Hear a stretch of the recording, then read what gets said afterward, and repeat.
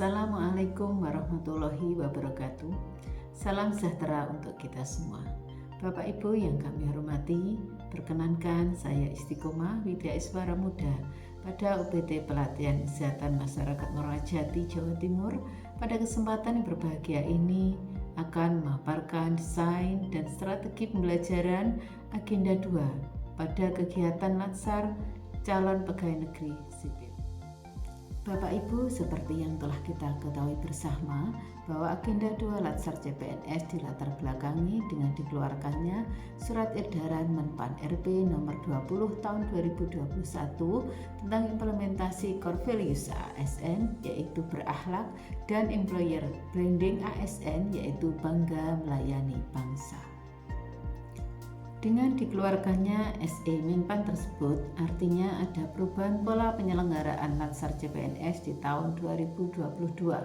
Untuk itu dikeluarkanlah Keputusan Kepala LAN nomor 13 dan 14 tahun 2022 yang mengatur tentang pedoman penyelenggaraan dan kurikulum Latsar CPNS tahun 2022 yang tentunya masih berlaku untuk penyelenggaraan Latsar CPNS tahun 2023. Perubahan kurikulum ini tentunya juga membawa perubahan pada Agenda 2 disesuaikan dengan SE Menpan tersebut dari yang semula aneka menjadi nilai-nilai berakhlak, yaitu berorientasi pada pelayanan, akuntabel, kompeten, harmonis, loyal, adaptif, dan kolaboratif. Metode penyelenggaraan Latsar CPNS ada 3 metode, yaitu secara klasikal, blended learning, dan distance learning dalam keadaan darurat atau keadaan tertentu. Metode klasikal yaitu seluruh peserta hadir ke lembaga pelatihan yang telah ditentukan untuk mengikuti seluruh rangkaian kegiatan pelatihan. Adapun metode blended learning dilakukan melalui 3 tahapan, yaitu peserta yang pertama mengikuti pelatihan secara mandiri yang kita kenal dengan MOOC atau Massive Open Online Course. Selanjutnya peserta mengikuti pelatihan secara distance learning yang mana ada 2 tahapan, yaitu e-learning dan aktualisasi di tempat kerja. Selanjutnya peserta mengikuti pembelajaran secara klasikal, yaitu peserta hadir secara langsung di lembaga pelatihan untuk mengikuti rangkaian pelatihan pada lembaga yang telah ditentukan. Adapun metode yang ketiga, distance learning dalam keadaan darurat atau keadaan tertentu, ini hanya bisa dilakukan ketika metode blended atau klasikal sama sekali tidak memungkinkan dilakukan karena keadaan tertentu. Pada metode ini, kegiatan pelatihan mengikuti 2 tahapan, yaitu pelatihan mandiri dengan MOOC dan e-learning serta aktualisasi di tempat kolaboratif. Bapak Ibu yang saya hormati, pada kesempatan kali ini yang akan kita bahas adalah fokus pada desain pembelajaran pelatihan dasar CPNS dengan metode blended learning. Pada metode ini, peserta mengikuti beberapa tahapan pelatihan, yaitu mobile learning atau MOOC. Pada tahapan ini, peserta mengikuti pembelajaran secara mandiri melalui LMS yang dikelola oleh LAN yang dilaksanakan selama 14 hari atau setara 48 jam pelatihan. Pada tahapan ini untuk mencapai kompetensi C1 dan C2. Selanjutnya peserta mengikuti tahapan 2, yaitu pelatihan secara distance learning yang meliputi pembelajaran secara daring baik secara sinkronus maupun asinkronus. Dan selanjutnya peserta melakukan aktualisasi di tempat kerja masing-masing selama kurang lebih 30 hari. Pembelajaran pada tahap ini untuk mencapai kompetensi C3 sampai dengan C6. Pelaksanaannya dikelola oleh LAN dan lembaga pendidikan dan pelatihan yang terintegrasi dalam Smart Bangkok. Setelah peserta mengikuti pembelajaran secara distance learning, selanjutnya peserta akan mengikuti pembelajaran pada tahap 3, yaitu klasikal. Pada pembelajaran ini, peserta datang secara langsung ke lembaga pelatihan yang telah ditentukan untuk mengikuti rangkaian pelatihan selama 6 hari atau setara 62 jam pelajaran. Untuk memperkuat kompetensi bidang tugas ASN, maka peserta akan melakukan penguatan kompetensi teknis bidang tugas pada instansi asal peserta.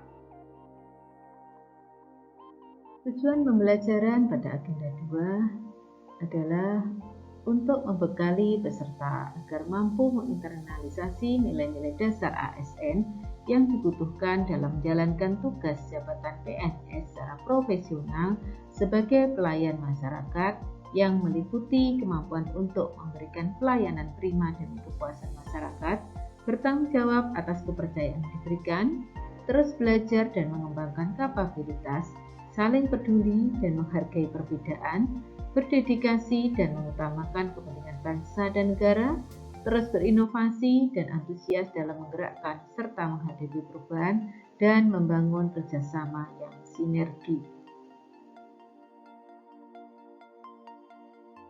Amanat pembelajaran pada agenda 2 bahwa seluruh mata pelatihan tersebut dirancang dan disampaikan secara terpisah dalam satu kesatuan untuk mencapai tujuan kurikulum pembelajaran agenda nilai-nilai dasar PNS dengan memberi penekanan pada kemampuan dalam memaknai dan menginternalisasi nilai-nilai dasar PNS. Bapak Ibu yang saya hormati, selanjutnya kurikulum penyelenggaraan pelatihan dasar CPNS dengan metode blended learning meliputi 3 tahapan, yaitu sebagai berikut. Tahapan 1 MOOC.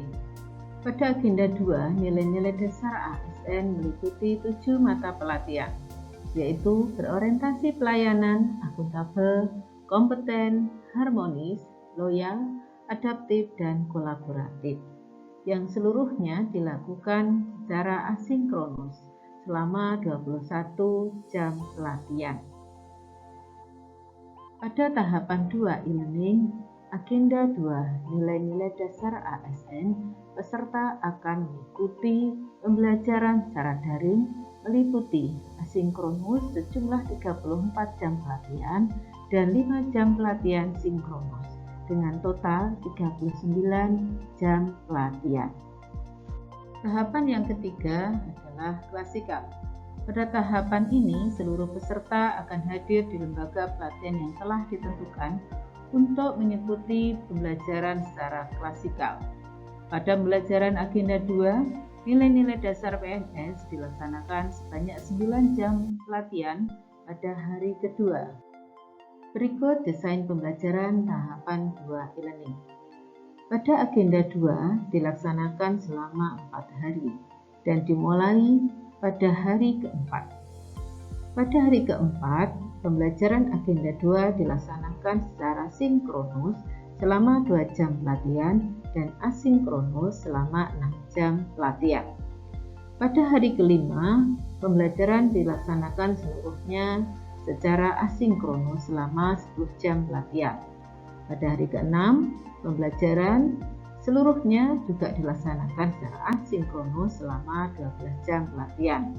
Dan pada hari ketujuh atau hari terakhir tahapan e-learning agenda 2 dilaksanakan secara asinkronus selama 6 jam pelatihan dan sinkronus selama 3 jam pelatihan. Bapak Ibu yang saya hormati, desain pembelajaran tahap 2 e-learning secara sinkronus pada hari keempat selama 2 jam pelajaran. Kegiatan pembelajaran meliputi perkenalan fasilitator dengan peserta, dan antar peserta. Selanjutnya menjelaskan tujuan pertemuan agenda 2 dan ragam aktivitas pembelajarannya, berdiskusi dengan peserta terkait pemahaman berakhlak yang sudah mereka dapatkan melalui bacaan modul maupun pengalaman, dan menjelaskan penugasan yang akan dikerjakan selama agenda 2. Pembelajaran pada hari ke-7 selama 3 jam pelatihan secara sinkronus, kegiatan pembelajaran meliputi icebreakers, pemaparan tugas dan diskusi berakhlak antar peserta atau personalizing values, pembulatan agenda 2, evaluasi, dan penutup. Desain pembelajaran tahap 2 ini secara asinkronus pada hari keempat berupa penugasan berakhlakologi di sekeliling selama 3 jam pelatihan. Tugas dilaksanakan secara individu, yaitu peserta mengamati dan mendeskripsikan praktek berakhlak dalam sebuah instansi pemerintah. Tugas diketik pada kertas A4 dan diupload dalam bentuk PDF. Tugas yang kedua yaitu tokoh panutan selama 2 jam pelajaran, dilaksanakan secara kelompok. Peserta menonton film Laskar Pelangi dan mendeskripsikan apa dan bagaimana penerapan nilai-nilai ASN berakhlak dari tokoh dalam film tersebut. Tugas diketik pada kertas A4 dan diupload dalam bentuk PDF. Yang ketiga, membuat learning journal berupa rekaman suara secara individu selama 1 jam pelatihan. Peserta menceritakan pengalaman pembelajaran, substansi, dan proses pembelajaran harian baik saat sinkronus maupun asinkronus. Tugas diupload dalam bentuk format file MP3 berdurasi 2-3 menit. Desain pembelajaran tahapan 2 e-learning secara asinkronus pada hari kelima. Penugasan meliputi resamping berakhlakologi selama 5 jam pelatihan. Peserta secara individu melakukan benchmarking secara offline atau online, baik melalui Zoom meeting, telepon, video call, dan lainnya. Lokus benchmarking adalah instansi pemerintah pusat, daerah, maupun perusahaan BUMN. Objek benchmarking meliputi level individu maupun organisasi terkait praktek nilai-nilai berakhlak yang dimiliki organisasi sehingga menjadi organisasi yang unggul.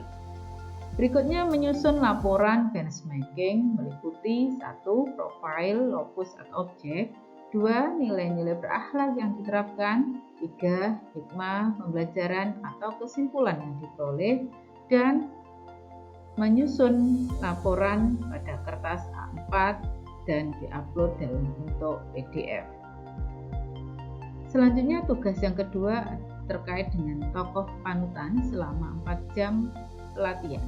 Dilakukan secara berkelompok, peserta mencari kasus baik berupa video atau narasi atau artikel yang terkait 7 mata pelatihan agenda 2 dan mendeskripsikan rumusan kasus, pokok permasalahan, aktor yang terlibat dan peran setiap aktor berdasarkan kasus.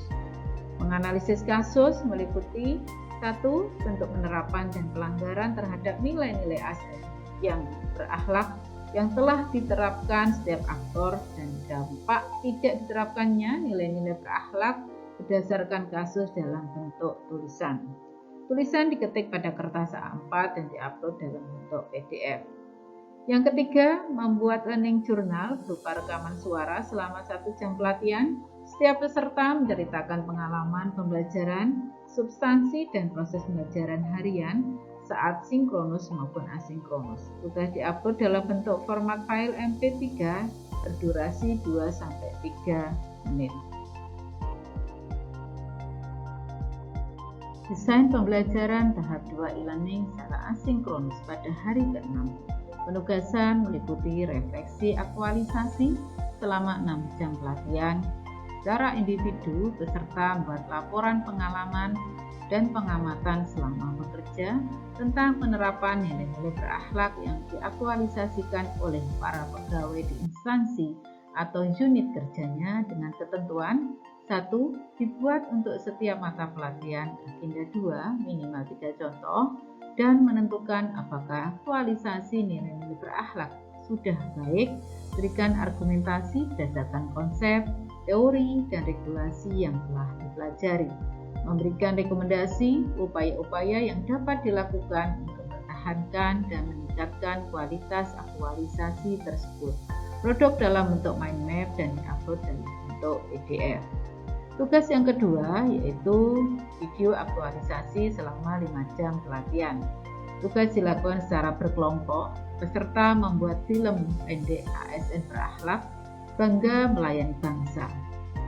Tugas diupload pada YouTube atau Instagram berdurasi 4-5 menit. Menempelkan link YouTube atau Instagram di Microsoft Word untuk diupload dan diserahkan.